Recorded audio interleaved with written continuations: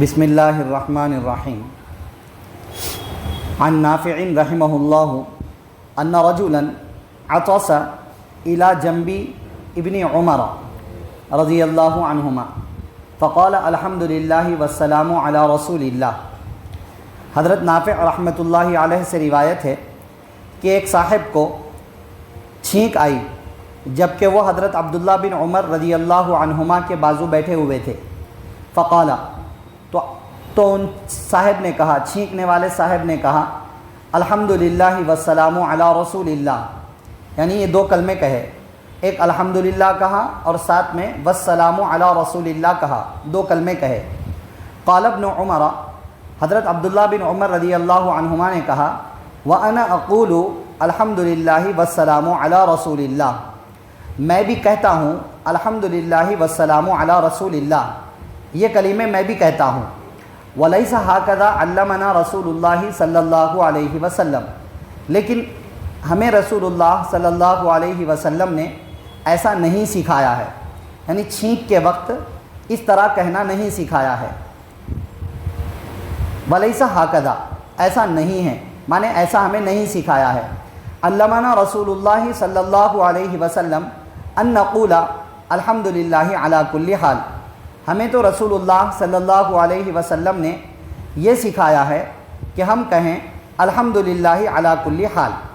رواہ الترمذی، اس حدیث کو امام ترمذی رحمۃ اللہ علیہ نے روایت کیا ہے۔ آج کے درس حدیث میں ایک بہت ہی اہم مسئلہ بتلایا گیا ہے، چھینک کے تعلق سے اور جماعی کے تعلق سے آداب۔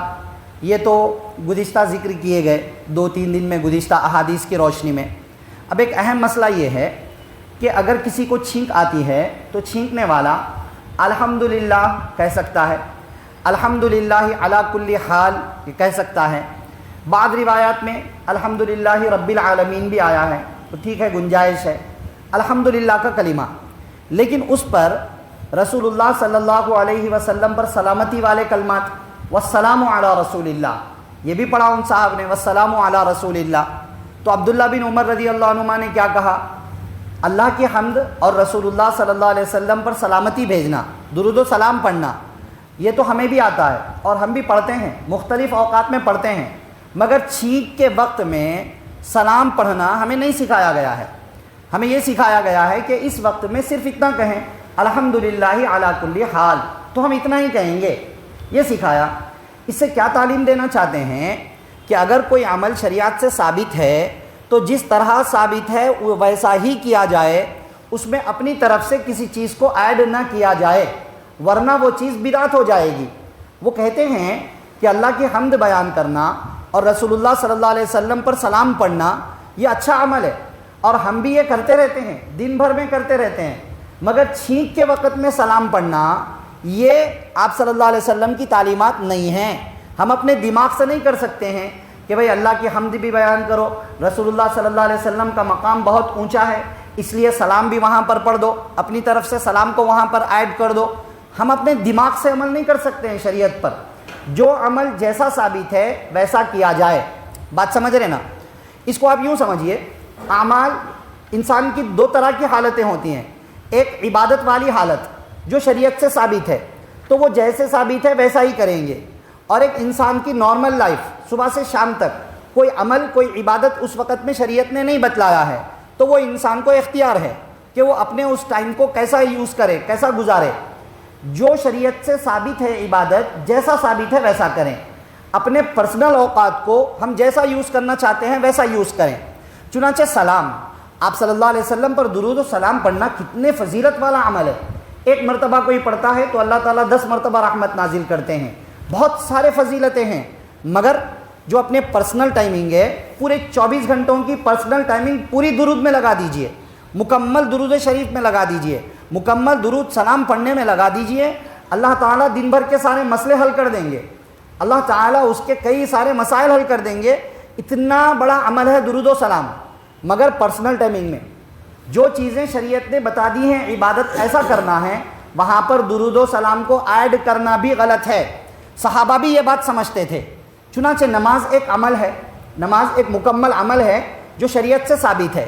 آپ صلی اللہ علیہ وسلم کے زمانے ہی میں ہمیں نماز سکھائی گئی، دی گئی، اور ساری امت پڑھ رہی ہے، جیسا پڑھنا ہے ویسا پڑھے۔ بعض لوگ فجر کی نماز کے فوراً بعد اور بعض لوگ جمعہ کی نماز کے فوراً بعد کھڑے ہو کر اجتماعی طور پر سلام پڑھ دیتے ہیں، کہتے ہیں کہ اس کے اندر کیا حرج کی بات ہے، اس میں کیا برائی ہے، ہم تو درود سلام پڑھ رہے ہیں، اس میں کیا گناہ ہے۔ بھائی سلام غلط چیز نہیں ہے، درود غلط چیز نہیں ہے، لیکن شریعت نے جو عبادت بتلا دی اس عبادت کے ساتھ ایڈ کیا جا رہا ہے، وہ غلط ہو گیا۔ پھر لوگ اس کو لازم بھی بنا دیتے ہیں، نہیں پڑھے گا تو فلاں فلاں جماعت کا، پڑھے گا تو یہ جماعت کا۔ ایسا کرنے سے بدعتیں وجود میں آتی ہیں۔ درود سلام بدعت نہیں ہے، وہ تو ہمارے لیے نجات ہے، اس کے اندر تو ہمارے لیے اجر و ثواب کا ذخیرہ ہے، مگر ہمارے اپنے اوقات میں کریں یا جہاں ثابت ہے وہاں پر کریں۔ جہاں عبادت کے ساتھ میں نہیں ثابت ہے وہاں ہم ایڈ کر رہے ہیں، غلط ہے۔ درود ایڈ کریں تب بھی غلط، سلام ایڈ کریں تب بھی غلط۔ اسی طرح بعض لوگ آج کل چل رہا ہے سسٹم، اذان جب دیتے ہیں تو مائک میں باضابطہ درود شریف پڑھا جاتا ہے، اس کے بعد اذان دی جاتی ہے، پھر اذان کے بعد کا درود شریف باضابطہ آواز بلند مائک میں پڑھا جاتا ہے۔ اذان کے ساتھ میں اذان کے بعد سلام پڑھنا، اذان کے بعد سلام کے بعض کلمات حدیث سے ثابت ہے، لیکن اذان دینے والے شخص کا اذان کے فوراً بعد ان کلمات کو ایڈ کرنا یہ ثابت نہیں ہے۔ حضرت بلال رضی اللہ عنہ کو اذان سکھائی گئی، اور دیگر بہت سارے صحابہ کرام جو خاص طور سے اذان دیا کرتے تھے، ان لوگ آپ صلی اللہ علیہ وسلم کے زمانے میں کسی نے بھی اذان کے ساتھ میں اذان کا حصہ بنا کر بآواز بلند درود اور سلام کو اذان کے اندر شامل نہیں کیا۔ وہ انفرادی عمل ہے۔ اذان ساری جس نے سن لی تو وہ اذان کا جواب پڑھے اپنی جگہ پر، اذان کے جواب کے ساتھ میں سلام بھی پڑھ لے، انفرادی عمل ہے وہ۔ اس کو مائک میں ایڈ کر دینا، اذان کا حصہ بنا دینا، یا اذان سے پہلے باضابطہ مائک میں بآواز بلند درود و سلام پڑھنا اور یہ کہنا کہ ہم کون سا گناہ کر رہے ہیں، درود و سلام میں تو ہماری نجات ہے، اس کو پڑھا جائے، کیا حرج کی بات ہے۔ بھئی حرج صحابہ کرام کو نہیں پتا تھا؟ چھینک جیسے عمل پر اللہ کی حمد بیان کرنے کے بعد سلام ایڈ کر لیں، کون سا گناہ ہو گیا تھا؟ کہا کہ غلط یہ ہے کہ آپ صلی اللہ علیہ وسلم نے وہ طریقہ ہمیں نہیں سکھایا ہے، جو سکھایا ہے وہ کرنا ہے۔ ہاں جہاں پر کچھ بھی عمل شریعت نے نہیں بتایا، خالی اوقات ہے ہمارے، وہاں پڑھیں، صبح شام پڑھیں، ہر وقت میں پڑھیں، بلکہ اس کے اندر تو ہماری زندگی کے بڑے بڑے مسائل کا حل ہو جائے گا۔